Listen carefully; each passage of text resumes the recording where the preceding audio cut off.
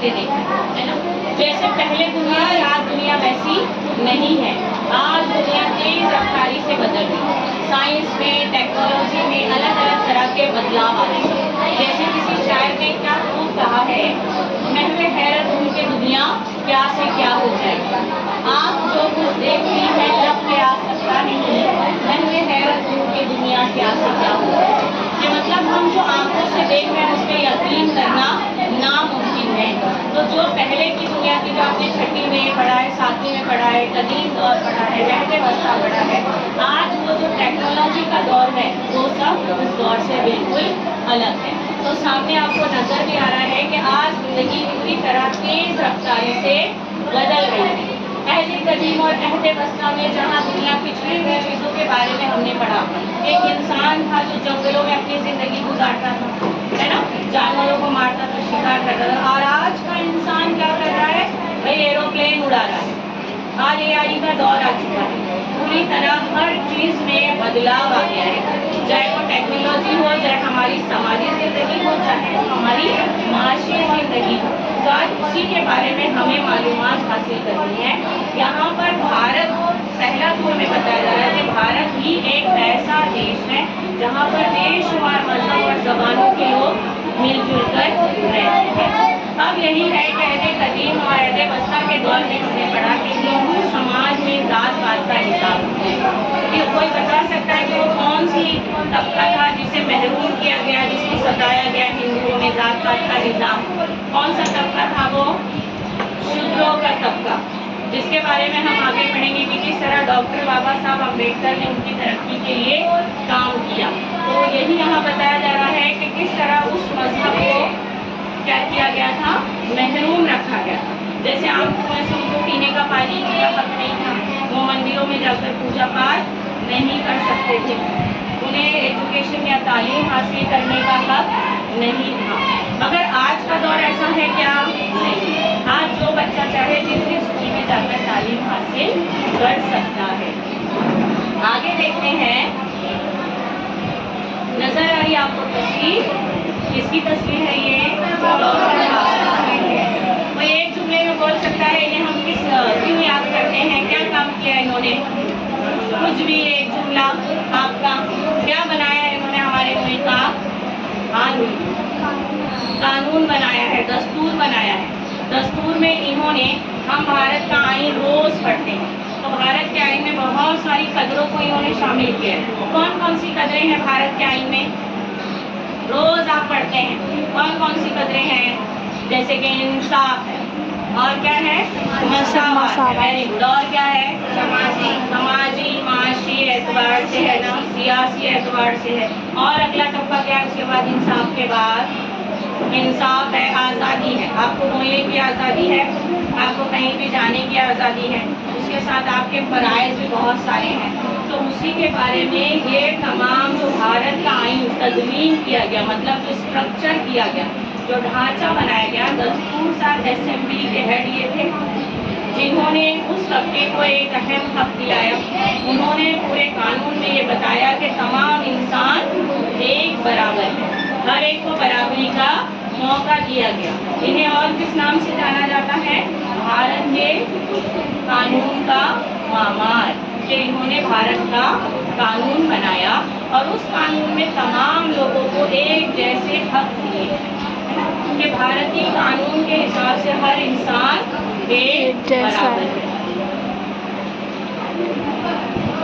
دیکھو یہی ہے دستور ہند نے ہمیں کون کون سی چیزیں دی ہیں, آزادی, مساوات, بھائی چارہ, سماجی انصاف. یہ سب بھارت کے آئین میں ہم پڑھتے ہیں کہ کس کس طرح کے انصاف ہے, بھائی چارہ ہے, مساوات ہے, آزادی ہے. یہ الگ الگ حقائق کے بارے میں کہ یہ حق کیا کیا ہے, اس کے بارے میں آگے ہم دیکھتے ہیں.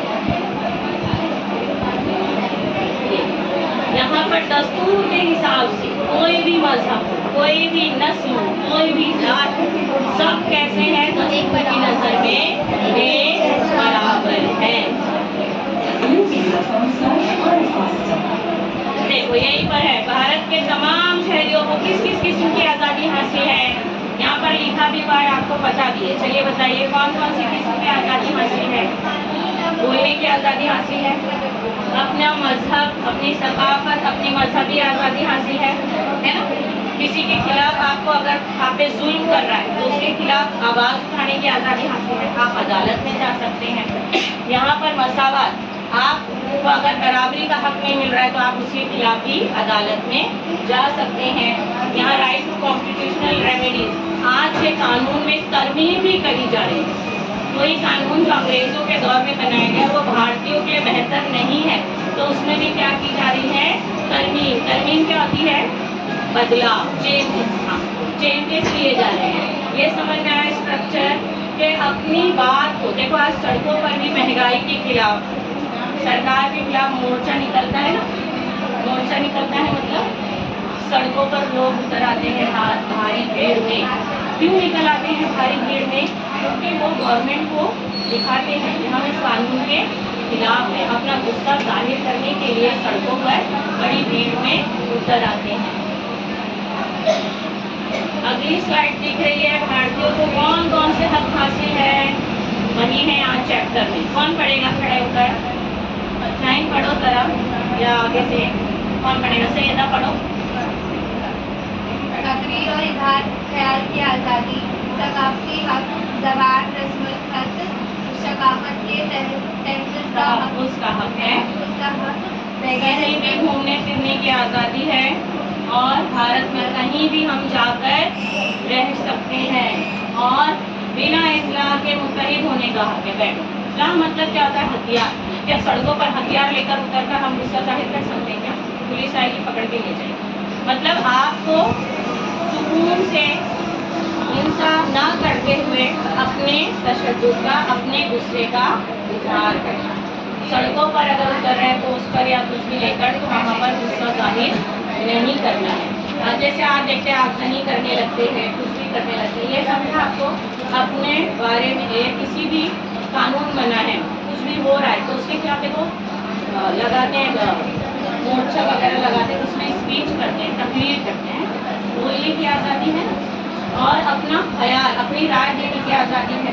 उसके बाद सकाफती हक, आपको आपके त्यौहार मनाने की आज़ादी है, अपनी तरह से ज़िंदगी जीने की आज़ादी है, आपका जो ज़बान है उसको बोलने की, उसको लिखने की, उसको पढ़ने की आज़ादी है, ठीक है। और उस तरफ अभी हमने बात की कि हथियारों के बिना सड़कों पर उतरकर अपना एहतजाज करने की आज़ादी हासिल है। भारत में किसी भी जगह आप जाकर रह सकते हैं, उसके लिए कोई पासपोर्ट चाहिए, कोई वीज़ा चाहिए क्या, नहीं। उसके बाद आप कहीं भी घूमने फिरने जा सकते हैं मुल्क के अंदर, उसके लिए कोई कागजात, कोई भी चीज़ करने की ज़रूरत नहीं। अगला क्या है बताओ, पहले का दौर क्या था कि जो अगर किसान का बेटा है तो वो क्या बनेगा, किसान। अगर वो क्षत्रिय है तो सिपाही बनेगा, वो ब्राह्मण है तो वो पंडिताई ही करेगा। मगर आज ऐसा है क्या, आज आप अपनी तालीम के एतबार से जो भी चाहे वो पेशा इख्तियार कर सकते हैं। तो ये किसने हक दिया है, भारतीय कानून ने। देखो है ना वहाँ कि आप अपनी पढ़ाई लिहाज से कोई भी तबके के हो, कोई भी जात और धर्म के हो, आप क्या कर सकते हो, आपका दूसरा पेशा इख्तियार कर सकते हैं। देखो वही है ना, ढेर सारे पेशे नजर आ रहे हैं। आपको कोई बंदिश है क्या, आपके परसेंटेज अच्छे, आपकी पढ़ाई अच्छी है तो आपको किसी भी कॉलेज में आपको आराम से एडमिशन मिल सकता है। अगला भी देखो क्या क्या नजर आ रहा है, ये देखो सारा IPS ऑफिसर या आदमियों के लिए शोभा नहीं, आज औरतों और खवातीन भी पायलट और बड़े बड़े पेशे इख्तियार पोस्ट पर हैं।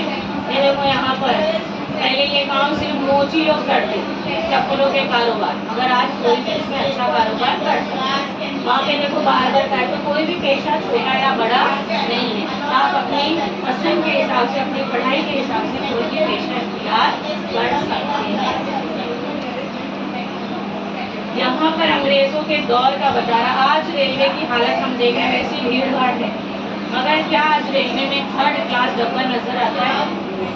हमारे यहाँ अंग्रेजों ने हमने पढ़ा है कि रेलवे मुंबई से खाना भेजा थी, उस दौर में उसमें कितने डब्बे थे, 4 डब्बे।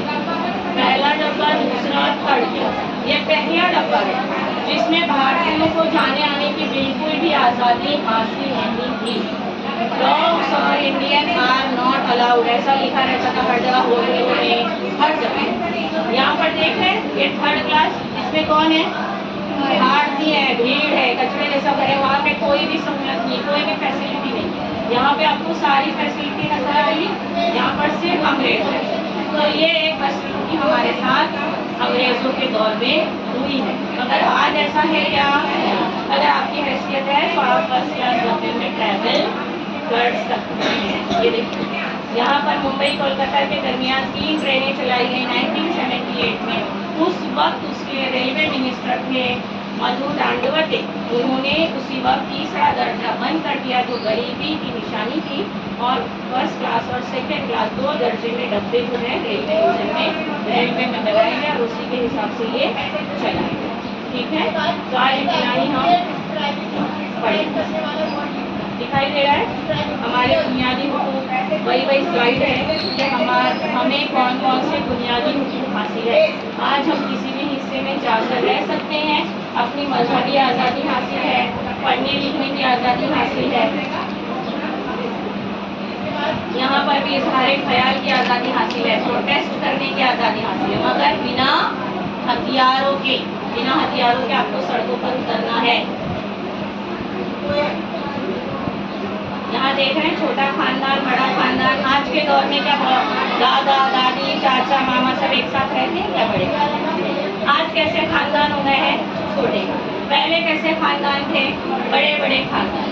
یہ بڑے اور چھوٹے خاندان کیسے ہوئے کہ لوگ گاؤں سے شہروں میں نوکری کرنے آتے ہیں.